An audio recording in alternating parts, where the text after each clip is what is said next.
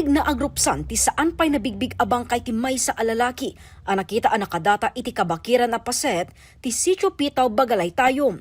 Pasado alas 12 itay aldaw, nakaawat ti MPS Tayom ti tawag manipod iti maysa a tanod iti nasa o a lugar. Kuna ti pulisya, maysa aman nalon aman da mga galala ti uong ti nakakita ti bangkay. Aman kung mag-uong ma'am, katigay nga nakita na. So nga nagdagos nga apa na yung report. Hindi report ka ni Kapsat na iso nga tinmawag nga security station mo. Kasi ano ka, dayo sunay di balbalay sir? Ada yung mga 500 meters ma'am. Kana samok kami day muna ka na iso nga makita.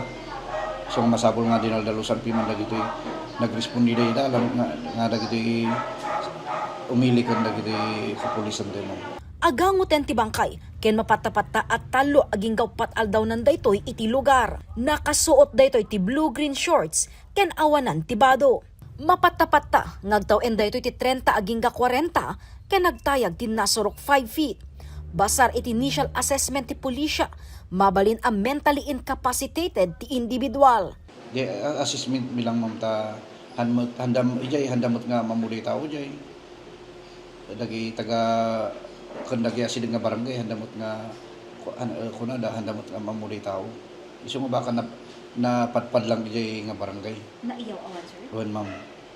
Deti birbiro kon mi apay nga wan bado na nga to nga naka-short lang ti usar na mo. Ang pwede pa na sir, awan ti gamit na, awan tsinelas na, awan sapatos na. Awan ma'am.